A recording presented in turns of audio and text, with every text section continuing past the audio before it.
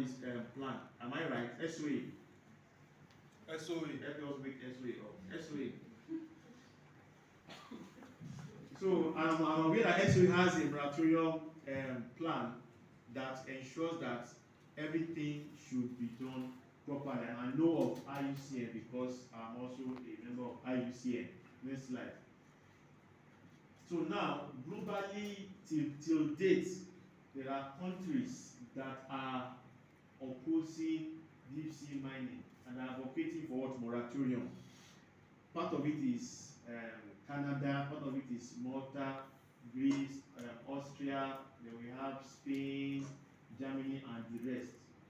So they are advocating that what? There should be a stop on mining.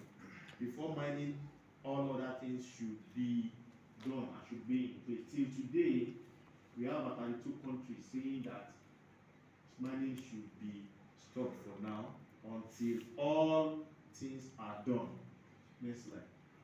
So now, one of the good things about our region in Africa is that Africa has made a huge progress in establishing the DSM regime under the ABNG and BBNG under the UNCLOS. And with this, there are countries, about 10 of them, they had a resolution which was sent to the UN Assembly that they need a committee, that a committee should be set up for peaceful use of seabed resources, and should be done in a way that they can always manage those areas, we call them ABNG, the area beyond the national jurisdiction. So in the whole world, Africa is the only continent that is doing all it can to ensure that they work closely with ISA. Like I said, even US is not in support of moratorium. US is not even in support. US is not even in support of UNCLOS because of their own interest. So they are trying to ensure that there is a regulation, which I know Nigeria is part of EU, and Nigeria is that, but I'm not sure Nigeria is part of the 10 countries, but I know Nigeria is working in close with EU, IPA, and others to ensure that our marine resources are protected.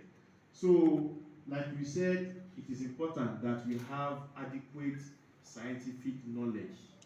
That is what we are saying. If you want to mine, you will mine.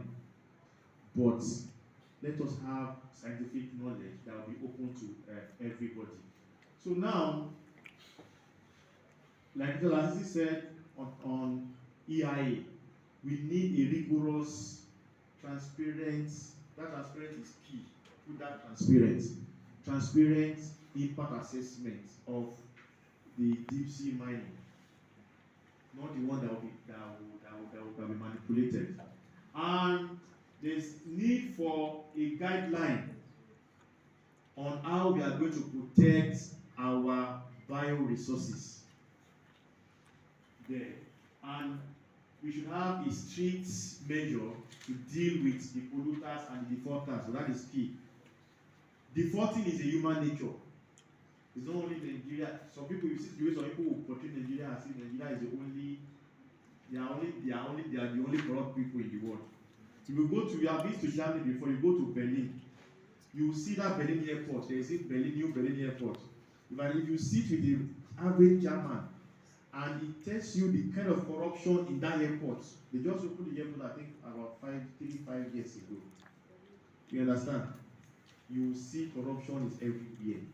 You understand? However, like I said, we need to have a strict measure for what? For defaulters and pollutants.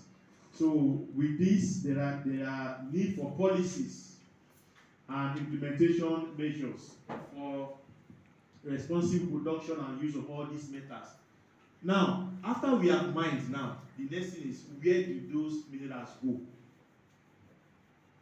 Some of them we have seen. I was watching one video last week and I saw an airplane taking resources away from Zamfara out there, small airplane. So some of these things, fine. will mine them, well, will they benefit an average common Nigerian on the streets? That is one thing that we need to look into. And also, like Mr. Abu said, talk about circular economy, transforming all these resource efficient into what? Circulating these resources, so that when we mine, it's not just about mining. When we mine, we produce an item, we should have that spirit of circularity. Now, circularity, somebody talked about recycling the other time. It is true that recycling also has its own issue. That is why we are talking about net zero. Topics on net zero now. Why? Because